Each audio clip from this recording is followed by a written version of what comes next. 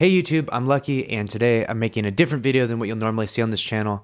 Essentially, I normally don't really get involved with drama or stuff like that, but there's been some recent stuff that's happened with Tfue and the Faze clan, and I wanted to sort of make a video where I gave you guys my insight and my history. If y'all don't know, I've been friends with Tfue for like 4+ years. I've literally known him for such a long time. This is his Twitch channel, and this is my sub badge in his channel. It's a 47-month subscription. It's 47 months straight. That's almost 4 years I've been just a subscriber to him. I've known him a little bit before I was able to subscribe to him. But yeah, I've known him a really, really long time, and I just wanted to give you guys my insight on a little bit of what's going on, mostly for the reason of like I've noticed recently in this whole YouTube space that there is this cancel culture and mob mentality that goes on. And we saw it a lot with like James Charles recently as I'm making this video. James Charles like just lost like 2 million subscribers. And, just mobs went after him and just tried to unsub him and essentially just ruin everything that he has. And maybe he deserved it. And I'm not going into that issue, whether he did or didn't deserve it. But because I don't know that. But what I do know is I do know Tfue really well, and I'm noticing that, on his social blade now, we're starting to see the same thing. He lost 27,000 subscribers, which obviously when you have millions isn't a big deal, but it's kind of hard to see, and I don't want the mob mentality to go after him like this, and I don't want the cancel culture to attack someone that I know personally, someone that I know is a really good person and definitely does not deserve all of this hate. And so I wanted to make a video where I just sort of spiel out everything I know about Tfue and everything I know about his arrangement with Faze. And I'm not being put up to make this video. I'm purely making this video because I'm seeing a lot of hate being put his way, and I hate to see it happen. I don't think that he deserves any of it. And I think that there's been a lot of false statements made by I've been watching Keemstar and Banks. They've been making a lot of statements that are really untrue in regards to Tfue's success and how it all came about. And so I'm making this video to sort of give you my counterpoints to all of that stuff. So I'll start at the beginning. When I first met Tfue, it was about 3 years ago. He was doing a solo Crota challenge in the game Destiny, and he was really, really crazy at it. Like he could do it on all characters and all the different subclasses that were in the game. And it was hard enough to do it on just one character, like your favorite character. And he was trying to do it on all of them. And so he was raking in pretty good views even at the time. He would go live and have like 300 views. And so even when I first met him, he had already a decent sized audience. And this was 4 years ago. And this was like years before Fortnite. He already had 300 plus viewers, and he was going live daily doing these crazy solo Crota challenges. And it progressed into so much other stuff. His streams were always kind of inconsistent in some ways, though, because he really wanted to put out good content. He didn't just want to stream daily for the daily grind. He wanted to like stream shit that was good and like shit that people wanted to watch. That was his thing. That was sort of his personality and his persona. And so he would also stream trials, and he was crazy. He holds world records within Destiny, and he had crazy views. I remember watching him. He was doing I believe it was solo Oryx, and he had like 1,000 viewers at one point in time. This is years before Fortnite ever came out. So he was a very, very successful streamer before Fortnite ever came out. And that's one claim that I think is being thrown out there, that they're looking at this graph and they're like, oh my gosh, look here. Tfue was an absolute nobody before Fortnite. And yeah, sure, obviously he's gained so much. I mean, look at this graph. It's insane. And it's there's no denying that. But I do think there's some other points to be highlighted with his growth and success that are being overlooked. And everything is just sort of being accredited to Faze, that he joined Faze in April, which is right here, right before everything began. And so because he joined Faze in April and then all of this happened, this is all accredited due to Faze, or Faze gets a good, fair share of this is why this happened. And I don't think that's fair at all. I really do think that he earned everything he did. He left Destiny and started playing Battle Royales. And yeah, he lost a lot. His views went down a ton, but that's who Tfue is. Like he doesn't just play games for views or for money. He did it because he really liked playing the Battle Royales. He liked the challenge, and he's a really, really competitive player. And he kicked ass in those games. He killed Ninja in those games too. Like he did a bunch of dope shit in those games, as well. The other Battle Royale games that came before Fortnite. He transitioned into Fortnite.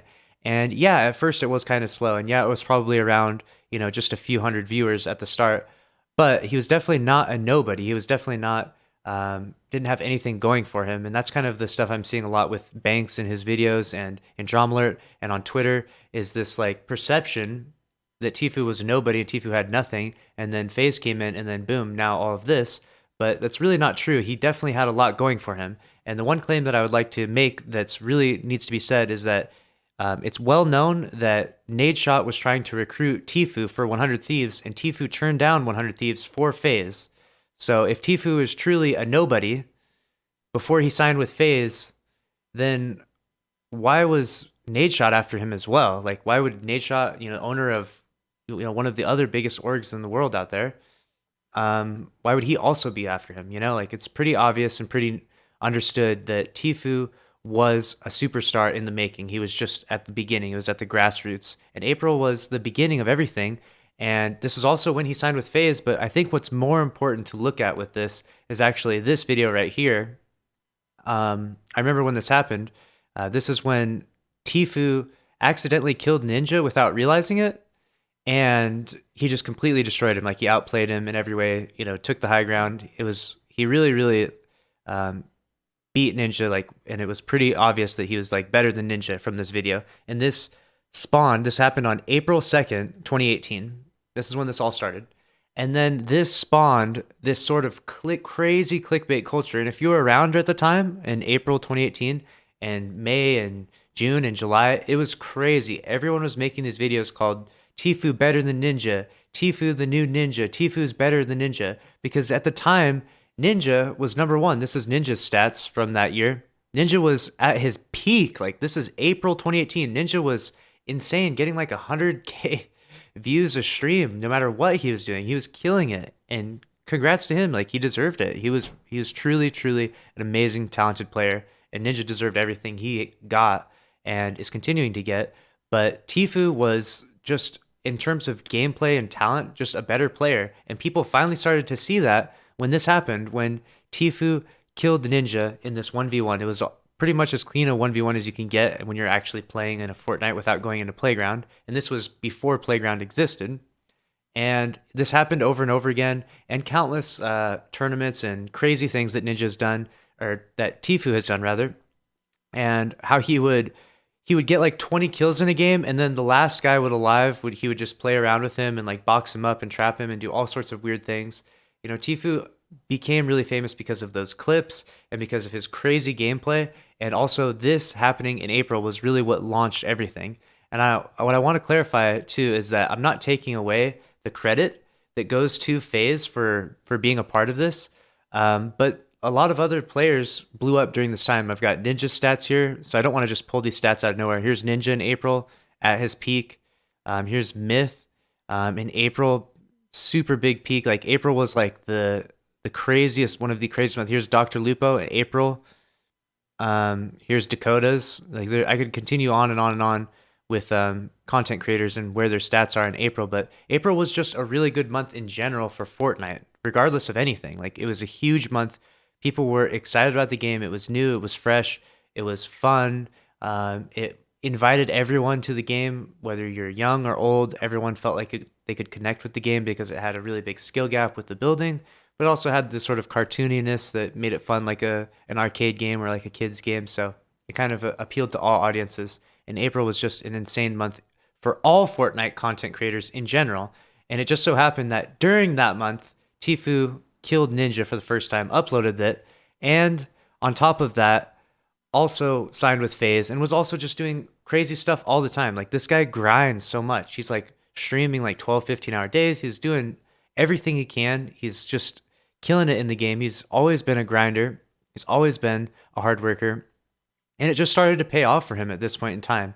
Now, it's impossible to decipher, is his success because of Faze or his success because of his talent? Obviously, like, the two, there's no way of knowing for sure how it is. But if you were around during the time and you were a part of all of this, and you've seen the other content creators as they've blown up, you would never accredit their success to their org. Like, no one says that like Ninja became successful because of Luminosity Gaming, which was his org. Now, obviously, Luminosity Gaming doesn't have as much influence as Faze, so I'm not comparing the two exactly, but no one would even add one tiny little percent of clout to Ninja's mountain of influence to Luminosity Gaming. Like nothing that Ninja did had no credit is given to Luminosity Gaming at all, not even a little bit. And so and that's the difference that I think that needs to be made is that I feel like a lot of credit and probably too much credit is being given to Faze and to Banks and to those that were involved in helping Tfue during that time. And I'm sure they did help him. I'm sure they did. I'm not taking away the stuff that they did, but his success was due to his own talent and due to Fortnite's crazy success in general too. Like everyone else in the Fortnite space that's a pillar, you know, all the big names like I'm see here, Myth and Ninja and Dr. Lupo and Dakotas and countless others, they all are credited for their success in and of themselves. Like they earned their success by themselves. And Tfue should have that credit too. And anyone who says otherwise is honestly wrong. Like he did not ride Faze's coattails to success or anything like that. Like he earned all of that. He won all those tournaments. Just because you add the name Faze to you doesn't make you a better player or make you win all that stuff that he won and do all the crazy shit that he's done. Like he did the craziest shit in this game and he's considered the GOAT of this game for a reason because of his crazy talent. And yeah, Faze is attached to that, but it's not because of Faze. Not at all. Especially if you were around, you would understand. And I don't want to act like I know more than everyone else, but like I'm going back over here and I'm letting everyone know like I've been around for 47 months here. And I've been watching this guy, freaking love this guy. I've met him. I met him years ago at the first ever TwitchCon. And I've been to his house. I've met his dad. I know him pretty well. I'm not an extremely good friend of his. Don't get me wrong. I'm not like hanging out with him, talking to him every day, but I know him well enough. And I've seen everything that's happened from the beginning. And I've been super happy for him every step of the way to see someone blow up so much. Like it's a crazy thing to see, right? Like I remember I used to host him and raid him when he was playing H1 because his views were so low. And I would be like, man, I feel bad for Tfue, man. Like his views are getting really low, man. And so I would host him and raid him and be like, yo, what's up, Tfue? Like, because I wanted to help lift him up and build up his channel. And I knew that he had all the potential in the world to be the best player in the world in H1. He just, just needed the spotlight. And he did do really well in H1, but the people started to finally see him and realize who he is and what he is in Fortnite. Especially because of just the way his brain works. He's amazingly good at multitasking. He can just do all this crazy shit, build and edit and do all this stuff. And he was just miles ahead of everyone in Fortnite so early on. And that was why he blew up, because he could just do the craziest shit. He was just, if you guys remember at the beginning, he was getting games where he was winning games without taking any damage.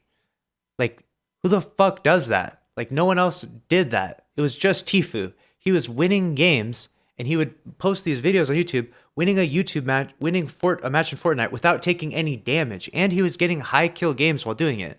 So he's just going around destroying people, dropping big kill games, and not even one bullet of damage landing on him. Like, that's how good he was. Like, his talent speaks volumes, and this talent is why all of this happened.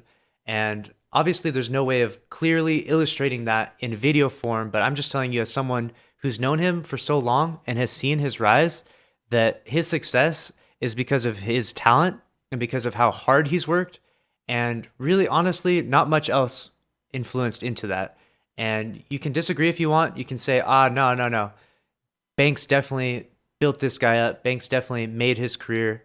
And that's fine if that's your opinion. But I'm telling you right now, as someone that's been there from before Banks ever knew Tfue, before any of this shit happened, I'm telling you right now that Tfue was going to be a superstar regardless of what org he signed with. He was going to be the biggest player in Fortnite no matter what, because he would have won all this shit just the same. He would have done all the crazy shit that he did, because that's just who Tfue is. Like, he's that guy. He's the best player in the world at Fortnite, and pretty much everyone knows it at this point. Like, everyone knows that, and everyone like accepts that. And there's other great players too. I'm not discrediting them, but he's Tfue. Like, he's the name that you think of when you think of the best player in Fortnite.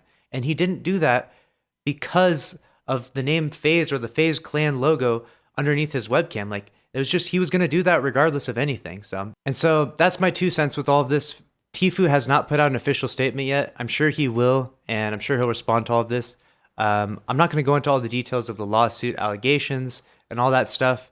That's not really my business or my place. We'll see how all of this plays out, but at the end of the day, I found it kind of frustrating to see so much credit being given to Faze Clan and not enough credit being given to what Tfue has accomplished on his own and what he did for himself. And so I wanted to make this video to sort of clear the air and give you all my perspective of everything I know about Tfue. He's a fucking great guy. He's a genuinely really cool dude. He just likes playing games all the time. He would never hurt anyone or do anything malicious to anyone. I've never seen him act like that in the years I've known him. He's always a chill dude. Yeah, he'll be online and he'll be a little toxic, like suck my peen dog and stuff like that. But that's just Tfue. Like that's just the way he acts. He's not like in person. He's not mean or a nasty person at all. Like he's a genuinely really good dude. And I don't know what's all happening behind the scenes with the lawsuit. And it's honestly not my place to speak about that stuff. So I'm not going to. I'm not gonna to dive into that. I just want everyone that might see this video to understand that this is my perspective, and I don't know how this video is going to be received, if this is going to get a bunch of hate or no one's going to care at all, and that's fine, but I want it to be out there and I want it to be said, everything that I think about this Tfue versus Faze Clan situation. Thank you all for watching. I'll see you in the next one.